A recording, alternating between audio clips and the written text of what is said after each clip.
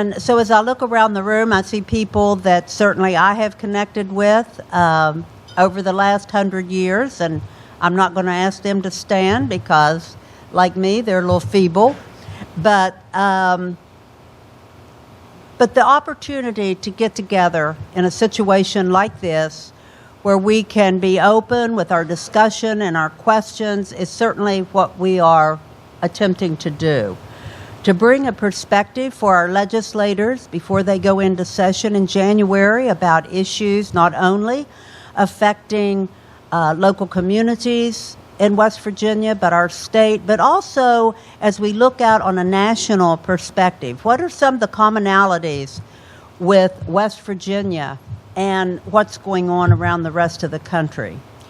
Certainly, at the West Virginia Public Education Collaborative, our mission is to continue to create as seamless a pipeline as possible between K-12, actually pre-K-12, and higher education to certainly, hopefully, affect in a good way economic development and vitality in this state, but also to assure that our young people and our non-traditional students are availed every opportunity to acquire the skill sets they need for the job economy of today so they can have absolutely the very best quality of life possible right here in West Virginia without leaving. And so that is what today is about, and we certainly thank you for being here.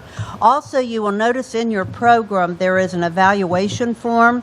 We would ask you as you go through the day to not forget and please mark your evaluation form. That's how we go from one year to the next, evaluating what we've done, what we can do better, and what you would like to see at our next go-around. I also want to take just a second. WVPEC is effective because it has an outstanding board which directs and guides our work and our plans from one year to the next on our focus forward and also on our legislative forum. So I would ask the board members that are here that are on the Public Education Collaborative to please stand. We have national, state, and local leaders that serve on this board. Thank you. And of course, none of us would be here without our sponsors. So if you are one of the sponsors for our forum today, will you also please stand? Thank you. Thank you. There. Thank you. Thank you. Okay. So I go back to relationships. It's relationships that created the bond between the Hunt Institute and the West Virginia Public Education Collaborative.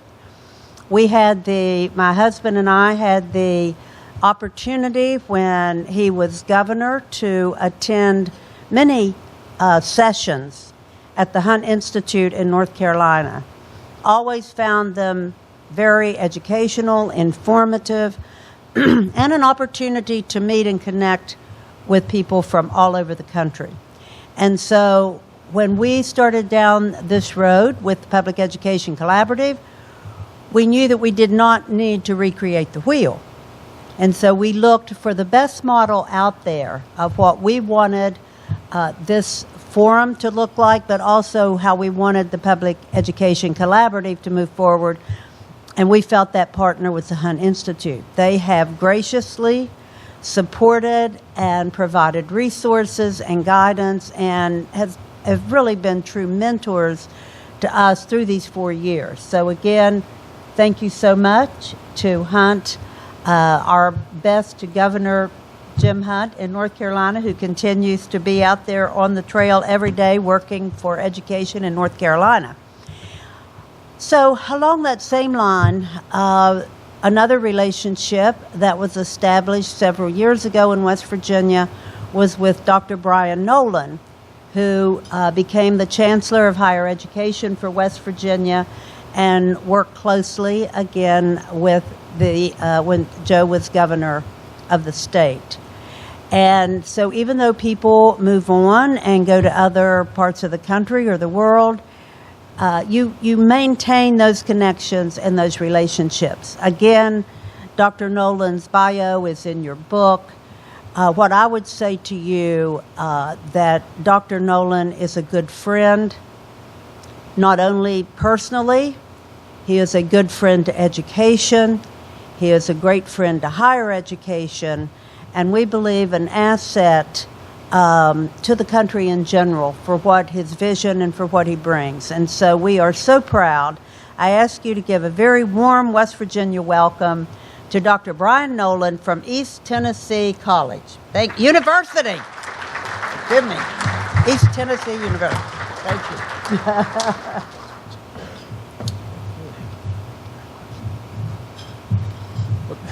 Ms. Manchin, thank you, and everyone, good morning. It's an honor to be back in West Virginia, an honor to be back among colleagues and friends. As I was preparing for this morning, I reflected a little bit on the work that we did in the state of West Virginia when I had the opportunity to serve as Chancellor of the system. We developed a number of initiatives that expanded access to post-secondary education. We deepened partnerships with our colleagues across secondary education with a prime focus on P16. But we tried to frame all of the work that we did within a series of 4 numbers. And these 4 numbers have changed a little bit, but the theme of the 4 numbers remains constant. At the time that I was here, of every 100 ninth graders, 73 graduated from high school, 39 moved on to college, and 16 graduated. Now, those numbers have moved a little bit, but as a staff, our focus was on how do we enhance progress across each of those 4 numbers. How could we create access programs that would ensure that more students had the opportunity to go from high school on to post-secondary education? In post-secondary education, how do we put support mechanisms in place that ensured that more students were successful? And then ultimately on the back end, how could we put mechanisms in place that ensured that more of the graduates stayed here in the great state of West Virginia? And as I reflect back on that work and now see the great work that's occurring here, it's really humbling to see the investments that the state has made. The goal that the state has set with West Virginia Climb of 60% of all citizens having some form of post-secondary education certificate by 2030 is an aggressive goal. But the investments that you've made in the community college system, providing the opportunity for any student with ability to move on and pursue their dreams at no cost, is a sign that as a state, you're committed to continuing to move those numbers. And what I'd like to do this morning is to frame some comments within these broad goals of access, equity, and quality.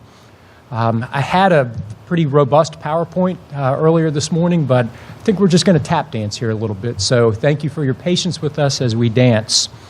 But I want to frame the work that you're doing and the work that's occurring across the state within this broad context of a public agenda. And here in West Virginia, that public agenda is 60. In West Virginia, our agenda is 55. 55% of Tennesseans with some form of baccalaureate degree or certificate by 2025. And Tennessee is a state that has been held as the exemplar of states from a policy perspective for things that it has done to move that metric.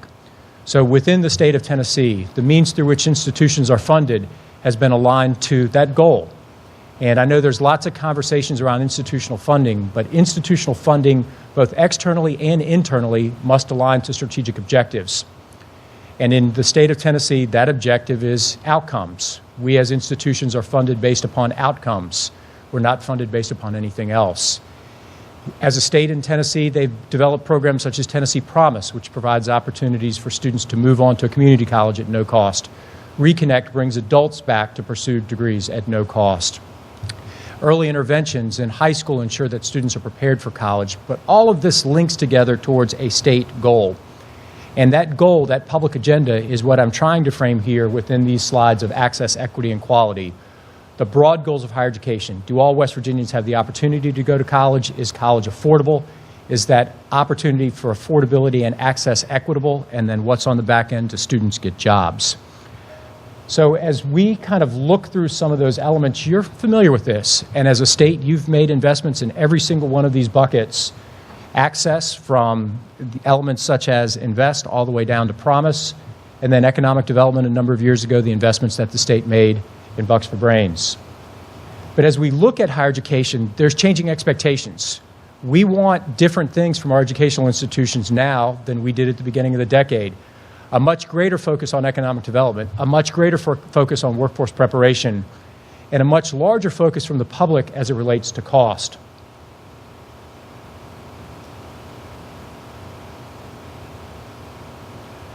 So as we look at access, last night in the dinner session, there were some conversations around changing access expectations.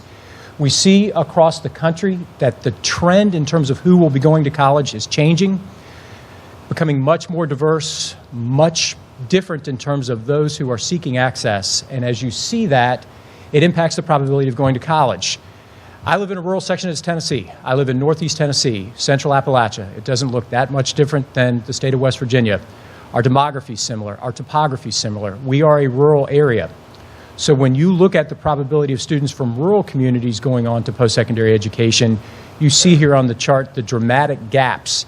In fact, students from rural areas are much less likely to enroll in post-secondary education than students in any other region, and that's consistent across race and gender. So why is that important? Because the demography of the nation is changing.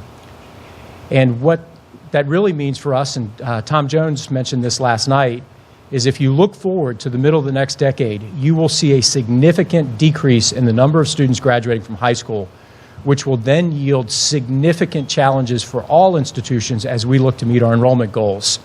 Now in West Virginia, this is nothing new. We peaked in terms of the number of high school graduates a decade ago. And in preparation for this, I was looking at some slides that we prepared for the board at a strategic planning retreat in 2011 that showed the peak number of high school graduates was in 2008, and by the end of 2021, there would be 2,000 fewer high school graduates, which equated to a college-going rate of the equivalent of the freshman class of West Virginia State and Shepherd combined. So we've been living in this state with what the nation is living with around the corner pretty quickly. But what does that mean for West Virginia? We're a state in which many of our institutions have looked to metro fees, out-of-state students to import talent. So if you're looking downstream at that talent becoming a little bit more competitive to attract, then how are we looking forward from a process perspective to plan strategically? I deeply believe in the importance of strategic planning and strategic visioning. If you don't have a plan, you don't know where you're going. So as you look ahead as a state to a 2030 plan, how are you going to align your policy mechanisms to ensure that your institutions are prepared for the downturn that's occurring around you? So as we kind of look now at the next lens of this, in the past when there have been economic downturns, when there have been challenges that institutions have faced, quite candidly, what most universities have done is they've looked to raise tuition and fees.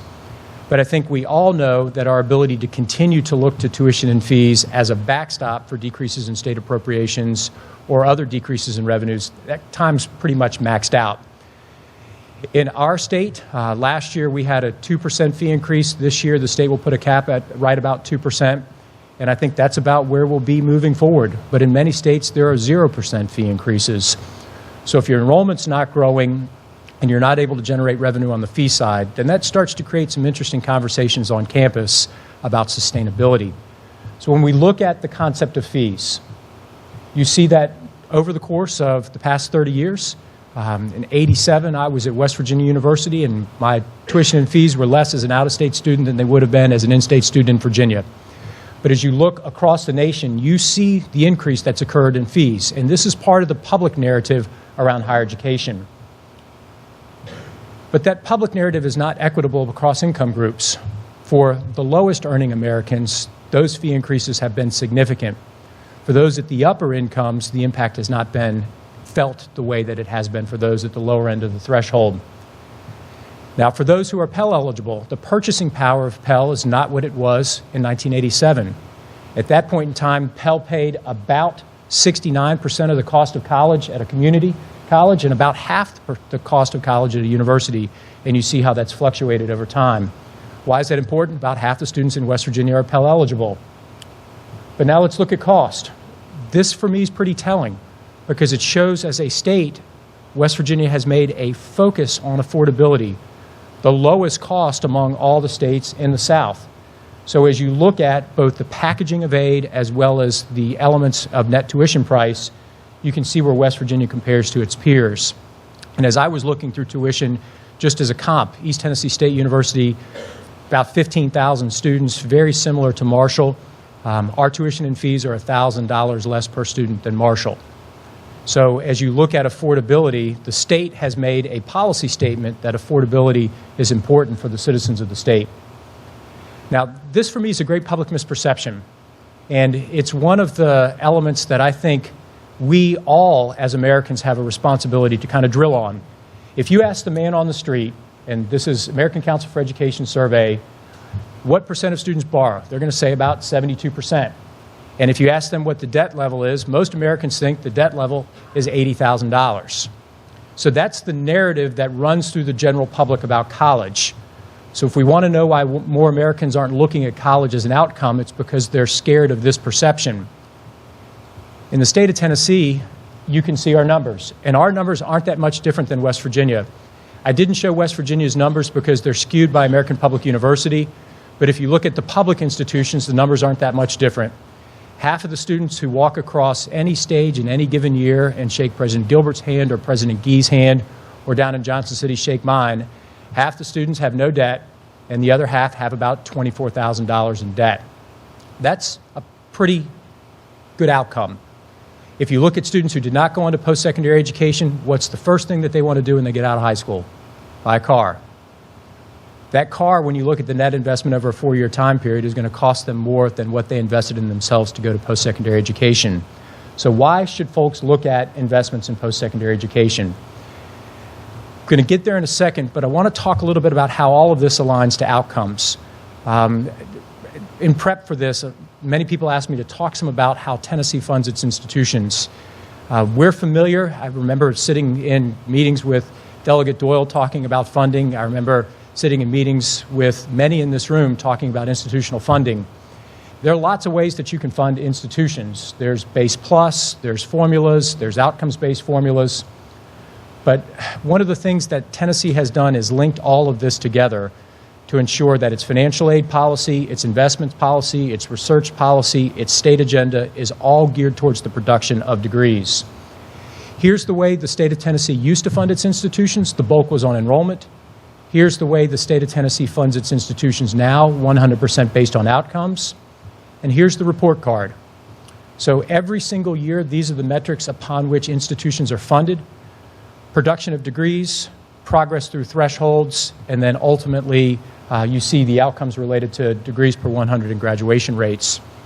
What has that meant for the state? It's meant about $120 million in new operating revenues over the middle portion of this decade to fund the institutions.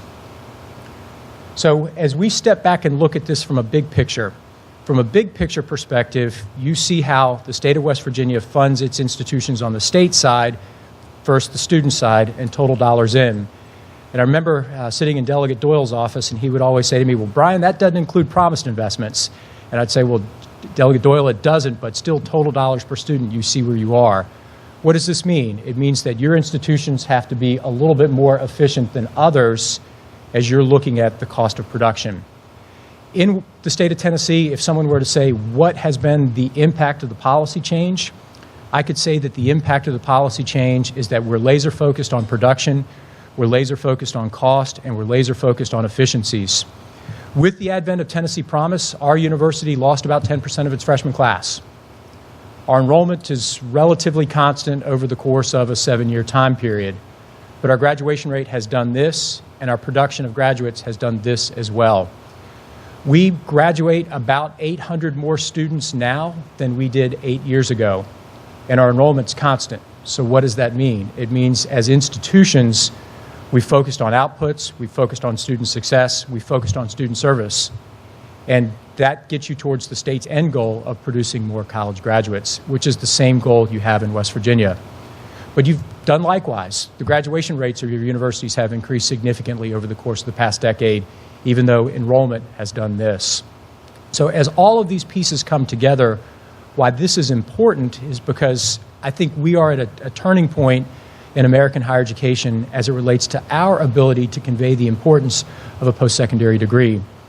I have a nephew who lives in a small town called Greenville, Tennessee. And my nephew has bought into the narrative that college is not in his future. This is a young man whose father is an attorney, whose mother is a school teacher, but he's bought into the narrative that there's no need for him to go on to college because everyone who goes to college ends up working in Starbucks and living in their parents' basement. But I'm not going to go through all the stats that show over the course of a lifetime, those who have a baccalaureate degree earn about double of those of a high school degree. Those with a baccalaureate degree have a higher probability of full employment throughout their lifetime than those with a high school degree. I had maps galore that showed you the relationship between educational attainment, per capita income.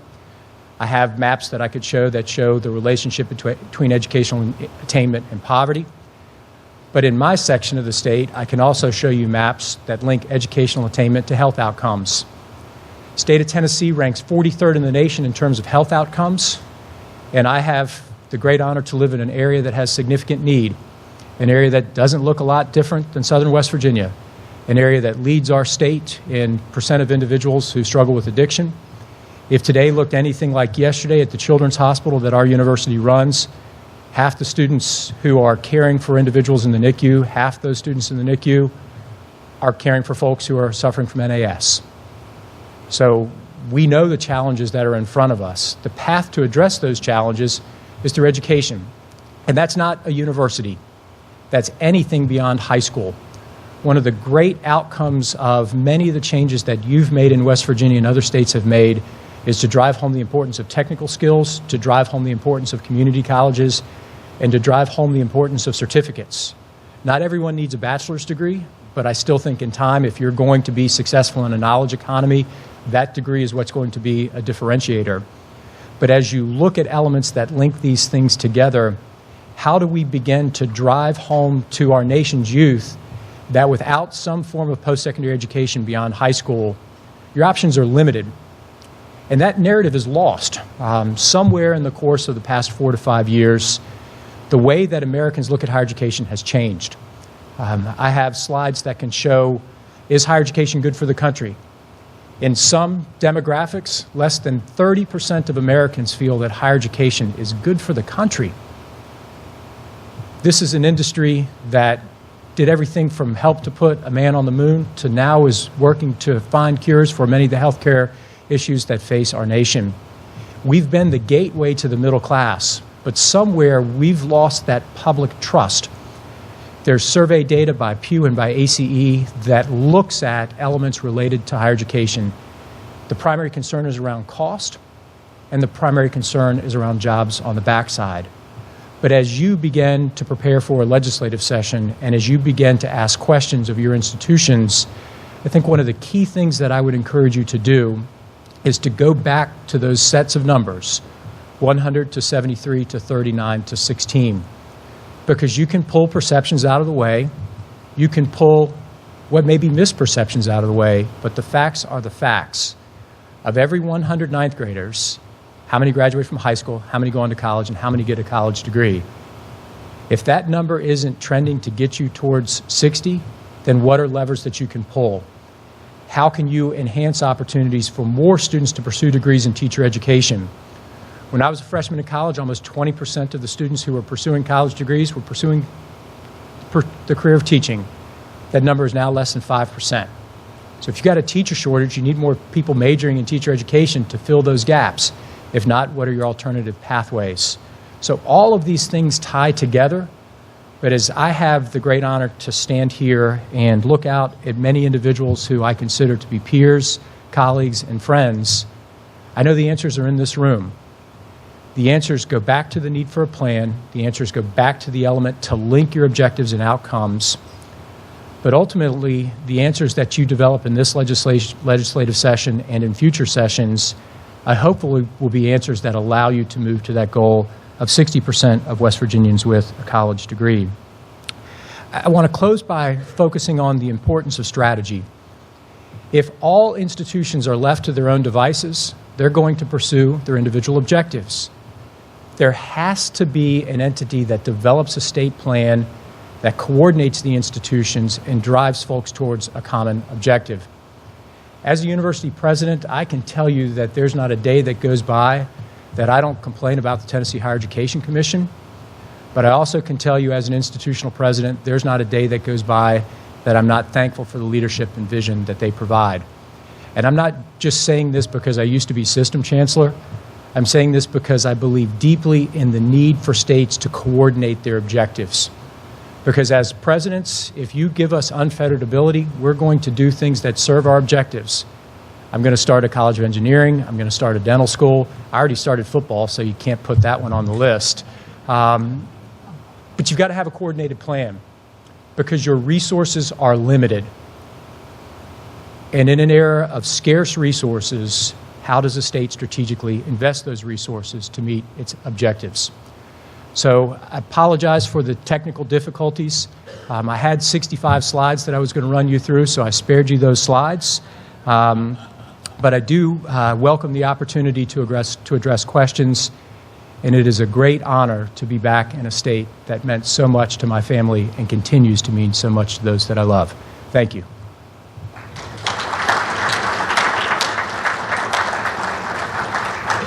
Yes, sir. I have three questions, but I'm only going to ask one. On your chart on the funding, you don't. I mean, you might want to come back to it. I don't know if we can. You say that most of the funding is outcomes, the rest is performance. I wondered if you could distinguish between the two because I think there might be a little bit of confusion about the difference between performance funding and outcomes-based funding. Yes, sir. So in the chart that I showed, if there's $1 on the table, 95 cents on that dollar is distributed based upon the scorecard that was on the chart. So students who move through a 30 credit threshold, 60 credit threshold, 90 credit threshold, degrees produced, graduation rates, research. The other sliver of that pie, 5%, is student learning outcomes. That's performance funding. So we're rewarded based upon the percent of our programs that are accredited, licensure pass rates, student satisfaction, learning outcomes on major field exams, alumni satisfaction. So there's a variety of qualitative assessments of the quality of the institution, and that's why on that triangle I had access, equity, and quality. From a policy perspective, how do you tie all of those together? And what Tennessee has attempted to do is the outcomes is the one portion, the quality of the educational product at the institution is the other 5%. And all of which are variable. In any given year, we can do this. Right, on the outcomes-based part, is each institution given like a target, saying, given where you are, the nature of your program mix, the type of student that you usually get, for example, you're not judged by the same standard as the University of Tennessee Knoxville, I guess. Is that correct? Or are you? For certain elements, we're all on the same playing field. So as you look at the elements that we have the ability to move, their research factor will be greater than our research factor. They do about $220 million a year in research. We do about 45. So research will be a greater weight for them than it would be for us. But some of the factors are consistent.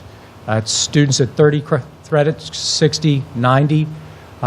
We all have... You're expected to have the same retention rate as they do at Knoxville?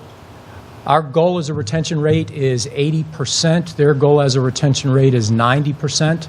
Our goal for a graduation rate is 60%. Their goal for a graduation rate is right around 80%. So there is some allowance for the difference in type of institution. Yes, sir. As I mentioned last night, mission is important. Institutions must focus on the mission, and the policy must support and substantiate the mission. Yes. Tennessee went from the traditional funding model to this outcomes-based formula. What was the driver for that? Was it a governor that wanted that reform? Was it the policy commission that wanted that reform? How did that policy change come to be in Tennessee? Well, I think if you look not only at Tennessee, but if you look across the country, there are kind of shifts in a national direction. So in the 60s, 70s, and 80s, the national policy accent was on access. Most states funded institutions based upon enrollment, and enrollment was the primary driver. We needed more students going to college. As you close to the end of the 90s, moving into the early 2000s, the accent from groups such as the National Governors Association, the National Council for State Legislators, and then funding organizations such as Lumina, Gates, et cetera, really began to ask the question, are those students being successful? As you look at universities where less than half the students graduate, and some of those students were graduating with debt, the policy conversation was, how do we change those outcomes? So that national policy conversation, Tennessee was an early adopter, but as you look across the country, about half the states have moved to some form of outcomes-based funding. But in our state, it was a governor in conjunction with the legislature, in conjunction with the General Assembly, and in conjunction with aspects of the commission. So legislative staff, General Assembly members, governor, and then the commission all together pushed the outcome. So it wasn't one entity, it was all the entities working together.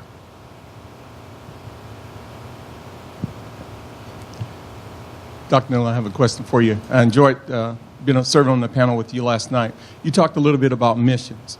And as you know, as I know, missions are very, very critical. Can you talk to us a little bit about the missions of the institutions in Tennessee? Because I do know you have community college, you have state colleges and universities, as well as the technology centers. Can you talk to us about the missions of those institutions? Well, I think missions of institutions in one state are relatively consistent with missions of institutions in others. All of our institutions are public. We have a public purpose and a desire and mandate to meet the public needs. So in Tennessee, Tennessee's the land grant. Tennessee State University is the 1890 land grant, just as here in West Virginia you have West Virginia State and West Virginia University.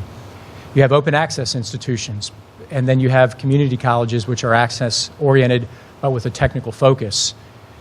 One of the things that successful state agendas do, so if you look to the state of Kentucky with Senate Bill 1 and the process that they put together in the 90s and in the 2000s, if you look even earlier than that at the work that North Carolina did, or if you go all the way back to the 60s with the master plan in the state of California, the state provided direction and mission for institutions. And that's what we've been working to do in West Virginia for a long time, is to provide a mission and a direction. Not all institutions can do the same thing. If every single college in the state has an engineering program, then you probably don't have a good engineering program because they're watered down. There was a wonderful joke of why does West Virginia have 3 med schools, not 4? Because 3 was all we could put in place at the time. I always got a kick out of that. But why does the state have 3 med schools? Because it has significant healthcare challenges, and in rural communities, those entities are not only driving access to physicians in rural communities, but their economic development. So missions in many respects are a covenant between the state, the campus, and its board. And those are things that are going to evolve over time. You've got to remember, and Mr. President, you know better than I, the community college system here is still relatively young. It's only been in existence for less than 20 years. I mean, this isn't North Carolina or Louisiana or California where it's a robust and mature system. We're still growing. It's kind of like a teenager. There's still some awkward moments that we're trying to figure out. But if you stay focused on mission, I'm confident that that growth will be beautiful.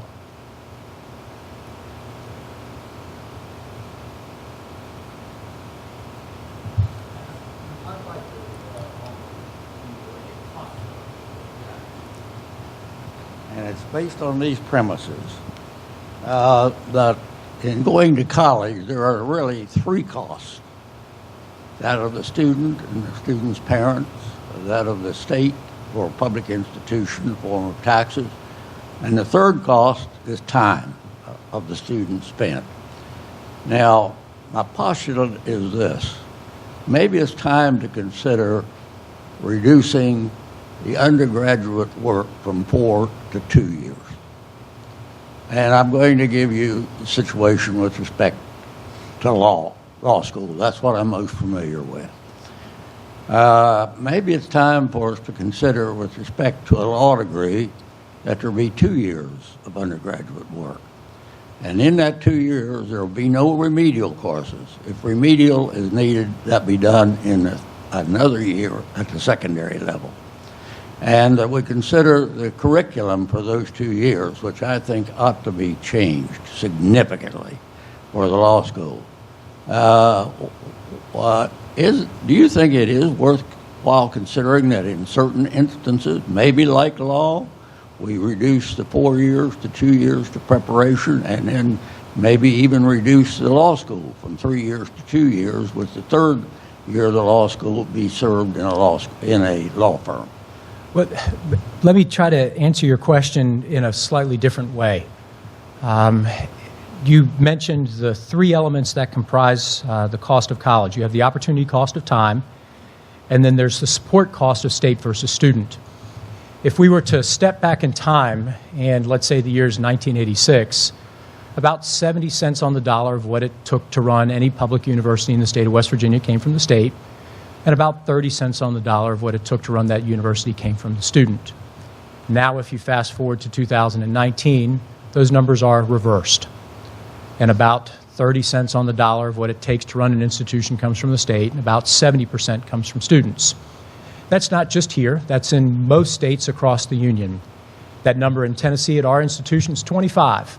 So 25 cents on the dollar of what we have at East Tennessee State University, which is comparable to Marshall. But we're about 4,000 students larger, but mission-wise comparable to Marshall. 25 cents on the dollar comes from the state. We've got to do everything else on our own.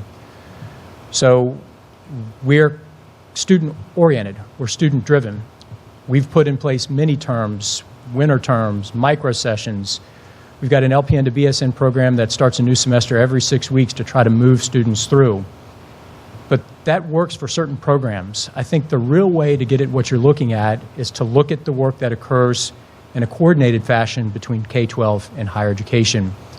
Many states have begun to embed the remedial work in the junior and senior year of high school, and through co-curricular opportunities they have placed, in Tennessee it's called sales, opportunities for students to get the remedial work out of the way before they graduate. So when they move on, that credit's not there. We've also provided opportunities for students to graduate early. Last week I was in a high school in Knoxville, Tennessee. They're going to graduate 350 students throughout the year. 120 are going to graduate in December. So we've adjusted our entire financial aid structure so that those students are eligible for aid early so they can start early. Why are they starting early? Because they have dual credit, they have AP credit. All of that's occurring while they're still in high school. And you all have that here with dual credit, with AP work, with embedded opportunities for students to get a head start.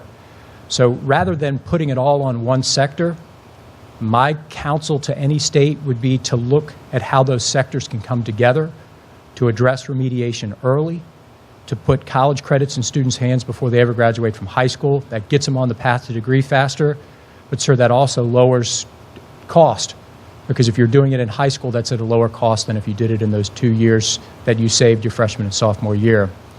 But one last point, and this is the benefit of your slides blowing up and having to kind of go in a different direction. There's something powerful that occurs in the undergraduate experience. The opportunity for study abroad, the opportunity for undergraduate research, the opportunity to grow. That process of individual exploration and personal development is critical. And if you compress that, then I think there may be unintended consequences down the line. So I would encourage this state and any state to look at linkages, but then also to recognize that within those 4 years, there's more than occurs than just the accumulation of credit. There's the growth and development of individuals.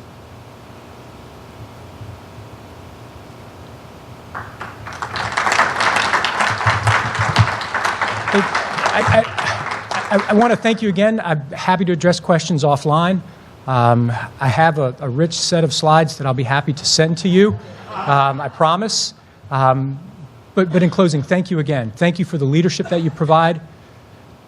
To the members of the legislature, thank you for the work that you're doing during this special session to prepare for the difficult decisions that lie on the horizon. Thank you for the investments that you've made, and thank you for the opportunity to come back home and talk for a little bit. Everyone have a great day.